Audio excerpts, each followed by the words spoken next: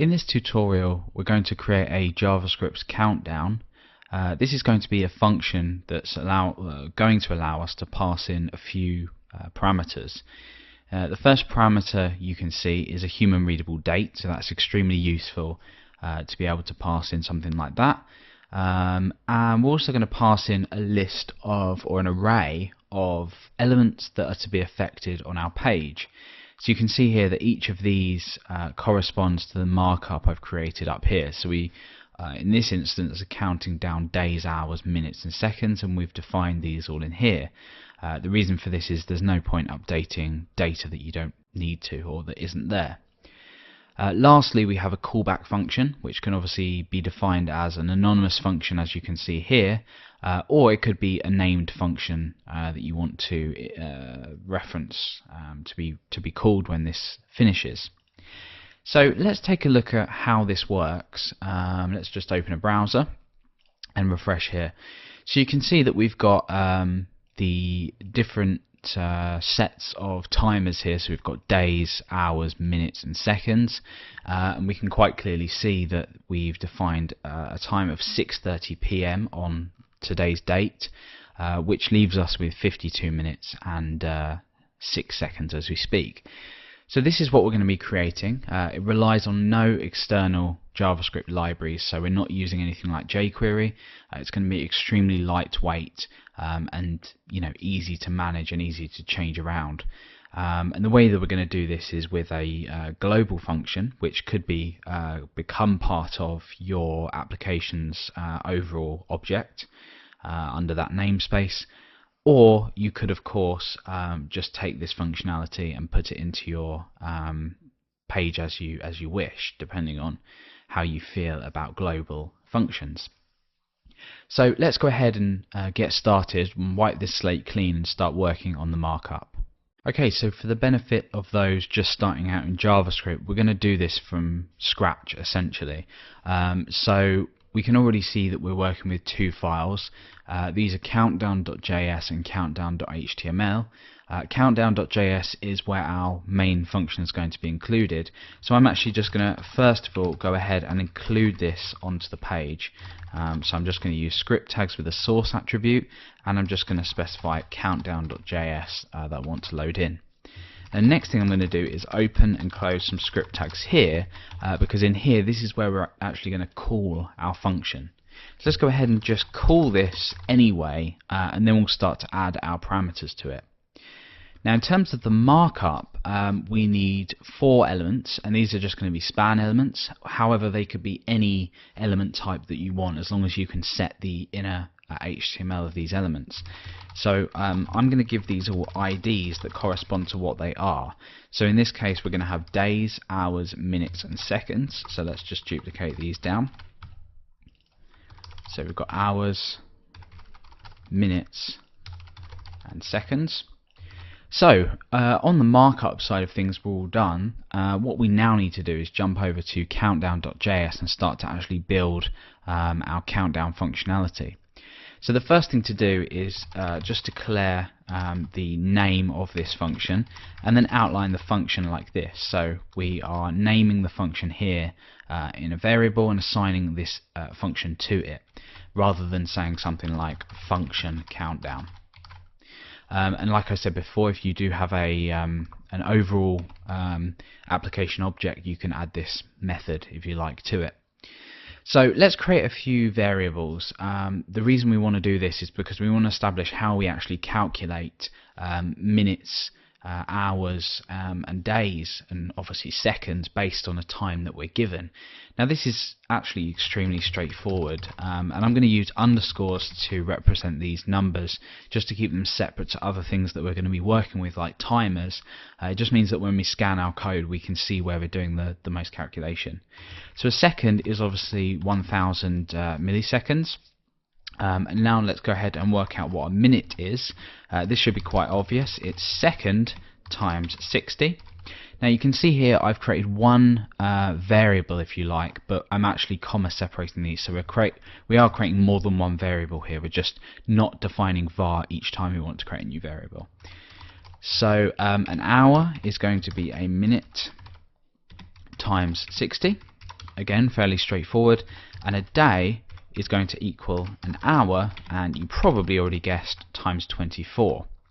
Now I'm going to come down a couple of lines and I'm going to define the end date that we have in goal. Now, where are we getting this date from?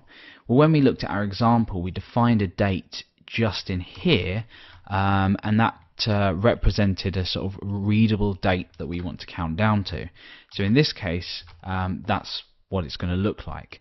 So if we define this as a parameter here, we can call that something like end. Now, to work out the end date, we need to create a new date object in JavaScript. So I'm going to redefine this variable, and I'm going to say new date end. So I'm passing in what we pass from here to this this date object that we're creating.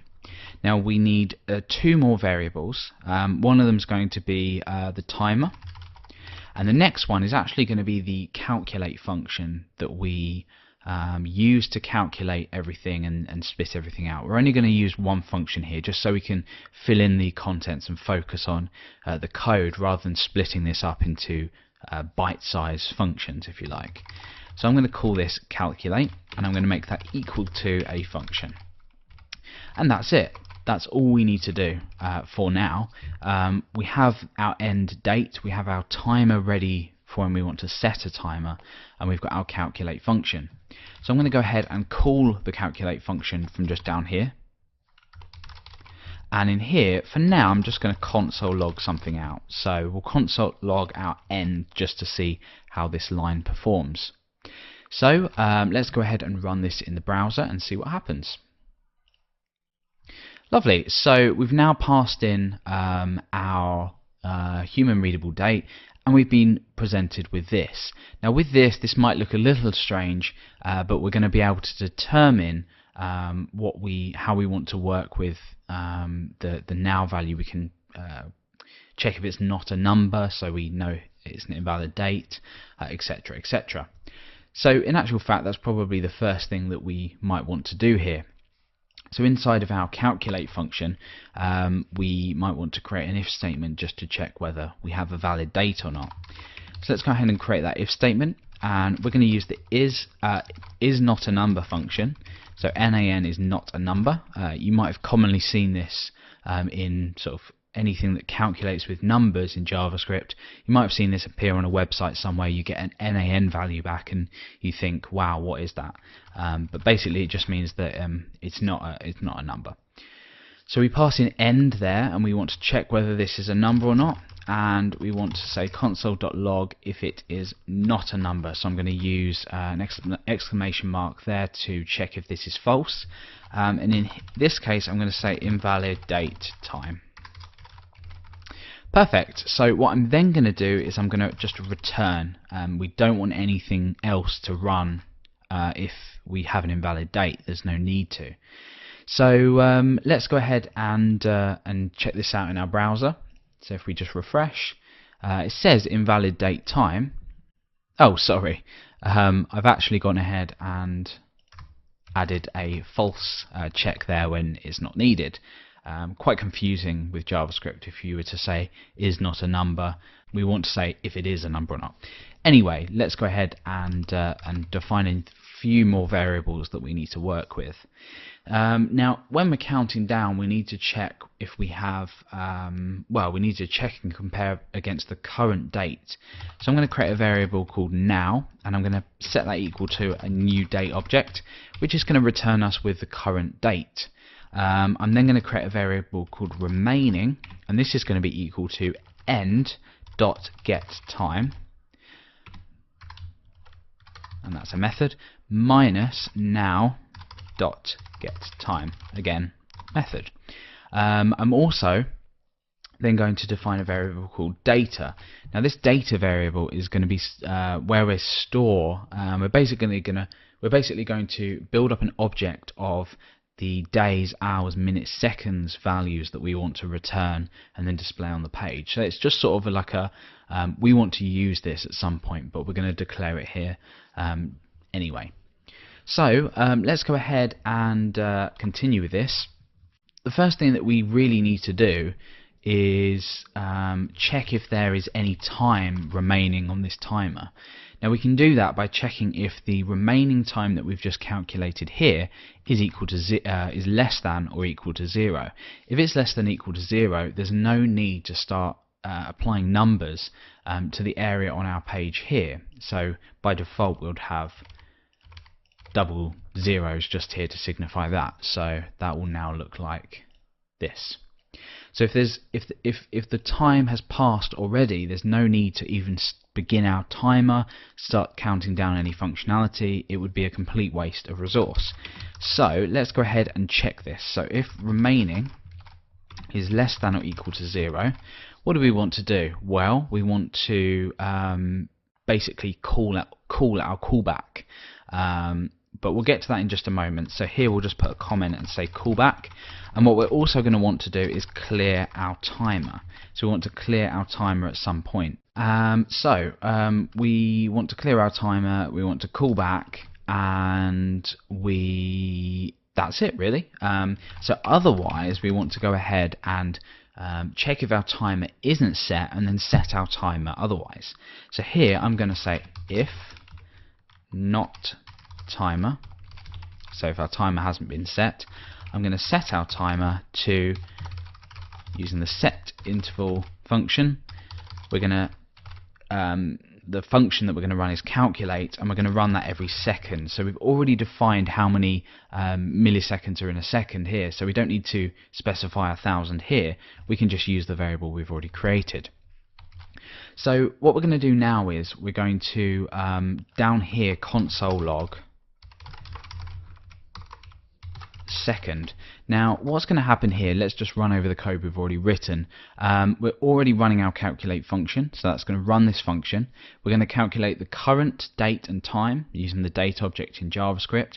We're going to calculate the remaining time, check if the date's valid. Assuming that it is, we go on to this part of our code, and we're going to check if we have any remaining time left. So as long as the counter or the current time hasn't passed the time that we want, we're going to go ahead and set our timer. Otherwise we're going to do something else, but we'll get to that a bit later on. So when I refresh now, you'll see that this count every second, and you can see that Chrome, the console here, is just adding a number on for the same output. So every second this is just outputting second. Very, very straightforward. So what we now want to do is, instead of this useless functionality here, we want to build up a object of data that we want to output. So we're going to do all of our calculations, then we're going to go on and check if our elements that we've defined here actually exist, and remember we're going to define them in an array just here, and we're then going to loop through each of the elements and put the inner HTML to the value that we've supplied. So the data variable that we defined here is going to be an object, and in here we're going to have lots of different the things that we want to calculate basically. So we're going to have days, and similarly hours, minutes and seconds. So hours, minutes and seconds. So here what we're going to do is the days is going to be the remaining time divided by a day, and what we want to do is we want to use the floor method on the math object in JavaScript to floor this, basically round it down. So that's what math.floor does. For the other calculations we want to say, let's put these in brackets, remaining mod day over hour, and again for all that we want to do a math.floor on that, and again remaining mod hour, and then we want to divide that by the minute value. And again we'll just encase these in brackets so we know what's going on. Also makes it a little easier to read. And for seconds we're going to do pretty much the same thing. I'm sure you'll notice a pattern, remaining mod minute over second, and just make sure our brackets line up there. Yep, we've got a set in here and a set out here. Perfect. So we've now created, or calculated rather, our data, and I'm a fan of the console. It just makes it a lot easier to work, so I'm going to go ahead and console log this out every second. So let's take a look at this. You can clearly see here that these values are changing in our console as we output them. So every time we're counting down, you can see these basically changing. So you can see the seconds counting down here. In fact, it looks like the minute... No, it looks like it hasn't been calculated properly. So, let's go ahead and just check if we haven't done anything wrong.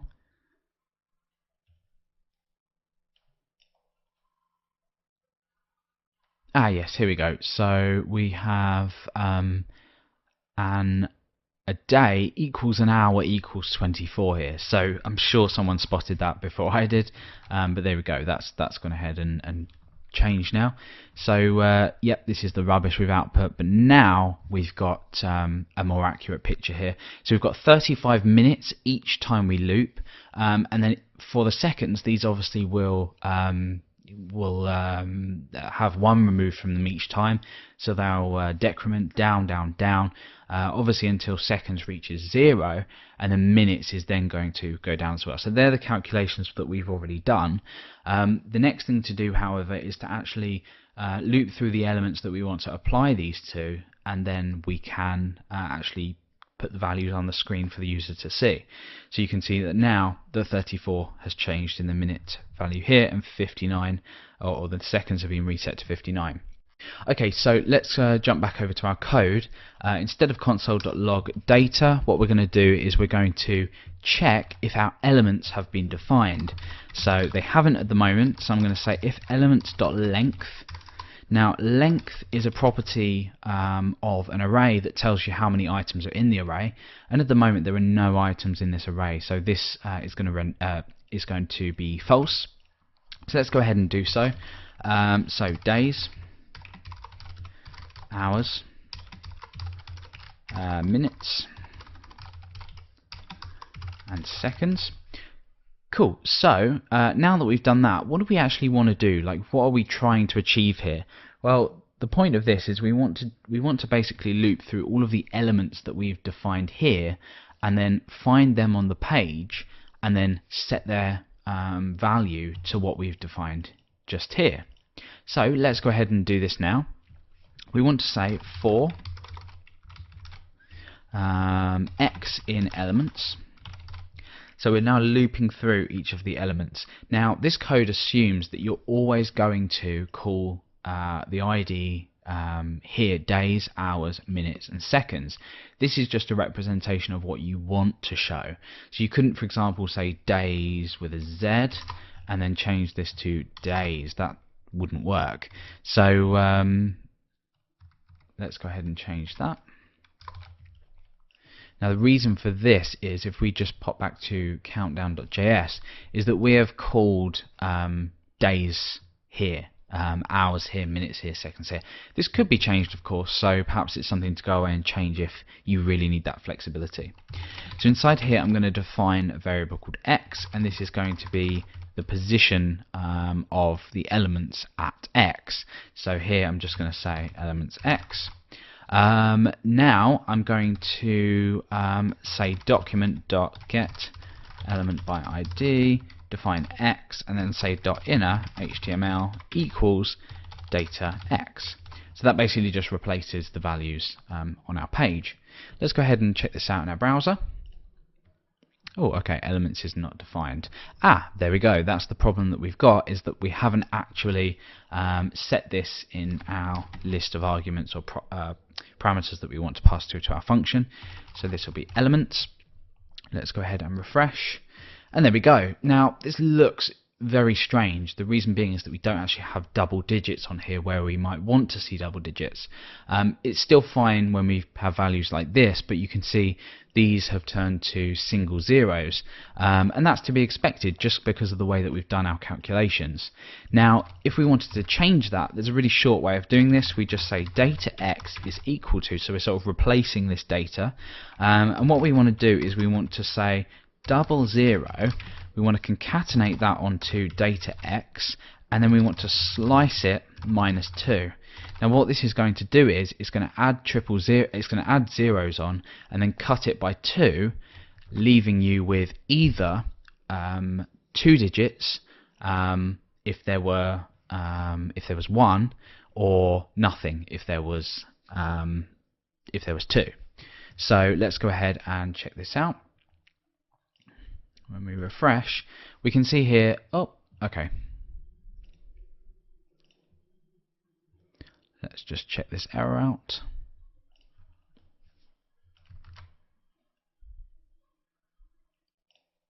Ah, yes, of course. So what we've done here is I've misplaced the brackets. So if I just get rid of that, like that, perfect. So just goes to show you, if you misplace your brackets by accident, things go wrong. So now we've got double digits, which is perfect. So the last thing that we've got to do now is we have to clear our timer if we finish the countdown, if it reaches 0, and we've also got to call our callback. Let's go ahead and define the callback in our list, in our argument list here, or parameter list, just so we don't forget. And let's go ahead and define this here. So I'm going to create a function here. In fact, let me just pull this across so it's a little bit easier to read. And here I'm going to console log finished. Perfect. So now what we want to do is we want to clear the timer here if this gets to 0. So we say clear interval, and we know what the timer is called. It's called timer, and callback as well. So what we want to do is we want to check if this callback is actually a function, because we don't want to go ahead and run it if it isn't a function. So we create an if statement. We're going to say if type of, and this is really odd if you're not used to JavaScript, but this is how we're going to check the type of this item that we've passed. So we want to say type of callback, so this. If type of callback is a function. Now the odd thing about this is that we define this in a string. For example, if it hadn't been defined, it would be undefined like this. So in this case, we're checking if it's a function, and if that is the case, we're just going to call callback. So very straightforward. So let's go ahead and refresh. We've still got 28 minutes, so I'm not going to make you sit for 28 minutes and wait till this counts down. So let's go ahead and just match this up with the time that we're on at the moment. So let's put this to 2:10 and refresh. So we've got about 30 seconds to wait. In fact, let's just put this down a little more. There we go. There we go. So we've got 20 seconds to wait. As expected, when we get to 0, we're going to wait an additional second, then run our callback. So that's, I guess, a downside of the way that we've written this, is it's going to take an extra second to perform the callback. But if you want to, again, make this more precise, go ahead and do that. So there we go, and then we run the callback. So it now says finished. Now we can see a little problem here, and we're still calculating things even if we don't need them. So for example, here you can see that we're saying if remaining is less than or equal 0, else set the timer. Now otherwise, we want to calculate our data. If we don't have any time remaining, we don't want to calculate our data. So that was misplaced. If we place this in here and just properly indent that, you'll see that if we make a slight change to this and then refresh, we'll get we won't get this -1 problem crop up again. So let's just wait for this to count down. When we get to 0, we wait an additional second. The countdown is the timer is removed, and then we have our callback performed here. So the very last thing I want to show you is that we don't actually have to provide an anonymous function here. We can, of course, say var callback function equals function console.log done, and then instead of passing this anonymous function, we could of course just say callback function. So it really depends on how you want to structure your application.